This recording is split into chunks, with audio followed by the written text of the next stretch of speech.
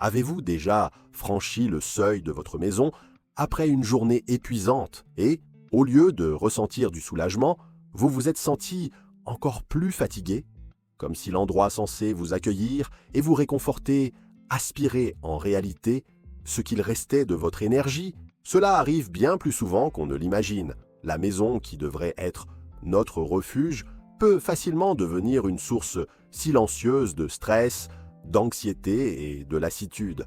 Et le plus surprenant, c'est que dans bien des cas, on ne se rend même pas compte de ce qui provoque ce malaise.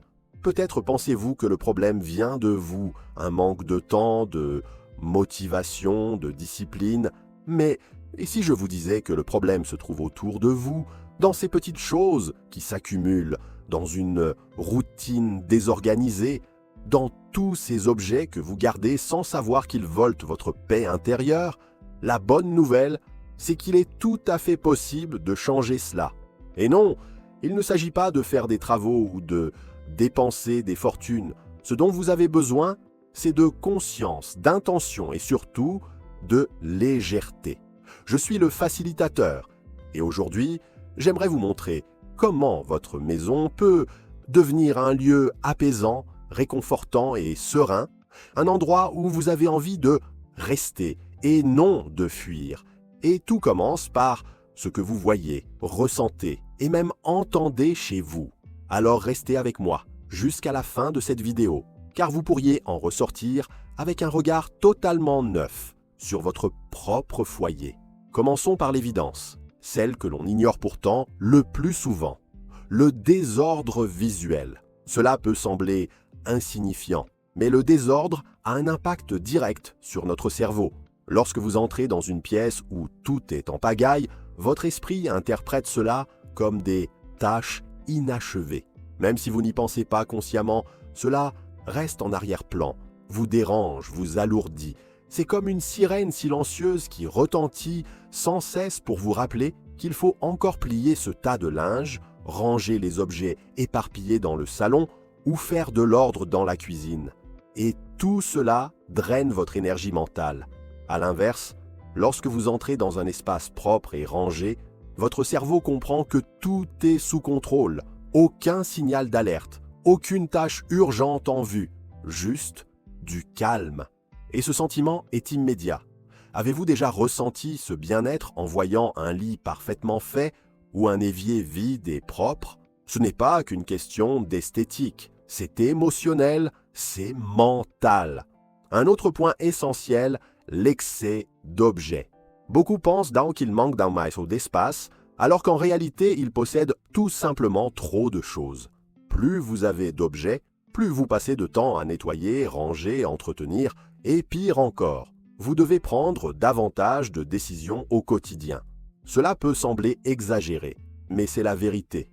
10 mugs différents dans le placard, une vingtaine de torchons, une collection de boîtes sans couvercle, tout cela vous pousse à faire de petits choix sans cesse. Et cela fatigue. Vous avez peut-être entendu parler de la fatigue décisionnelle. C'est l'épuisement mental causé par le nombre élevé de décisions à prendre tout au long de la journée. Une maison encombrée y contribue directement.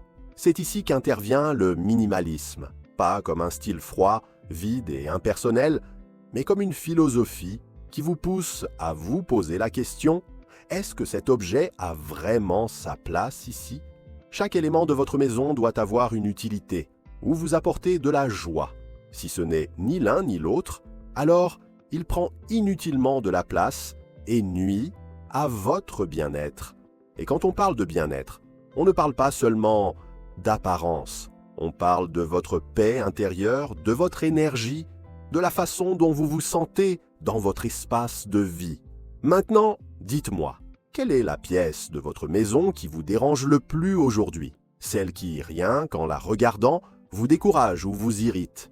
Peut-être est-il temps de réfléchir à ce qui s'y trouve. Répondre à cette question peut être le premier pas vers une atmosphère plus légère et apaisante chez vous. Un autre facteur majeur de stress à la maison, c'est l'absence de routine. Quand tout est de fait à l'improviste, sans rythme défini, on a l'impression d'être toujours en retard. La vaisselle s'accumule, Le linge s'empile, la saleté se propage, et soudain, la maison semble totalement hors de contrôle. À l'inverse, une routine apporte de la prévisibilité. Lorsque vous instaurez de petites habitudes quotidiennes ou hebdomadaires, le sentiment de chaos diminue. Vous savez que chaque chose a son moment, et cela vous apaise. Mais attention, routine ne veut pas dire rigidité. Il ne s'agit pas de transformer votre maison en caserne militaire. Il s'agit simplement de créer un rythme doux, adaptable, en phase avec votre réalité. Cela peut être aussi simple que chaque matin je fais mon lit ou le lundi et le jeudi, je passe la serpillière. Le secret, c'est de garder un flux régulier, sans devoir rattraper constamment le retard accumulé. J'aimerais maintenant vous poser une question importante. Combien de fois par semaine avez-vous l'impression de devoir fuir votre maison pour réussir à vous détendre, sortir, faire un tour ou rêver d'un week-end loin, juste pour respirer un peu? C'est un signal clair que votre environnement vous épuise plus qu'il ne vous ressource. Et ce n'est pas le rôle de votre foyer. Votre maison devrait être votre refuge, votre cocon de repos. Si elle provoque l'effet inverse, cela vaut la peine de s'arrêter un instant pour réfléchir à ce qui ne va pas. L'énergie du lieu est également essentielle, et je ne parle pas ici d'un concept ésotérique, mais bien de la sensation qu'un espace peut transmettre. Une maison baignée de lumière naturelle, avec des fenêtres ouvertes, des plantes, des parfums agréables, tout cela crée une atmosphère plus douce et accueillante. À l'inverse, les pièces sombres, étouffantes, surchargées d'objets, génèrent une sensation d'oppression. Et cela influe directement sur votre humeur et votre niveau d'énergie. Essayez donc d'ouvrir les fenêtres chaque matin. Mettez une musique douce, allumez une bougie parfumée. Ne sous-estimez jamais le pouvoir de ces petits gestes. Un autre conseil précieux, créez un coin de calme. Vous n'avez pas besoin d'une maison entière parfaitement rangée pour ressentir la paix. Parfois, un simple espace bien à vous, pour boire un café, lire quelques pages, faire une pause, suffit à recharger vos batteries. Cela peut être un fauteuil, un coin sur le balcon ou même un coin du lit avec un plaid et une lampe douce. L'important, c'est que ce soit un lieu qui vous fasse du bien, un lieu à vous. Et n'oubliez pas, l'organisation ne rime pas avec perfection. Il s'agit avant tout de fonctionnalité, de rendre votre quotidien plus fluide. Beaucoup renoncent à organiser leur maison parce qu'ils pensent qu'elle doit ressembler à une page de magazine.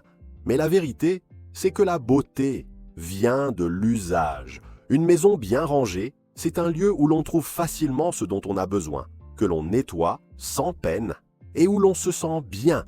Elle n'a pas besoin d'être digne d'Instagram.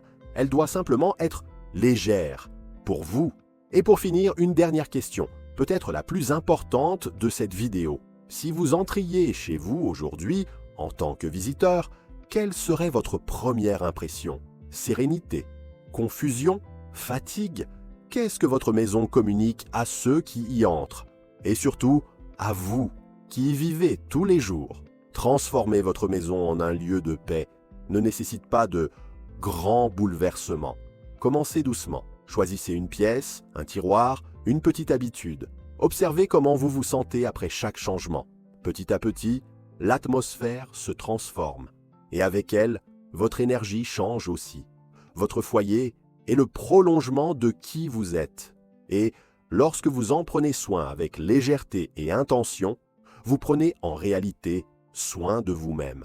Si cette vidéo vous a fait voir votre maison d'un autre œil, laissez un commentaire. Que ressentez-vous quand vous êtes chez vous? Et quel est le premier changement que vous aimeriez faire pour la rendre plus accueillante? Je lis tous les messages et j'ai hâte de savoir ce que vous en pensez. Si vous voulez plus de contenu comme celui-ci, mettez un like, abonnez-vous à la chaîne et activez la cloche pour ne rien manquer des prochaines vidéos. On se retrouve très bientôt avec d'autres conseils qui transformeront votre maison et peut-être même votre manière de vivre. À très vite!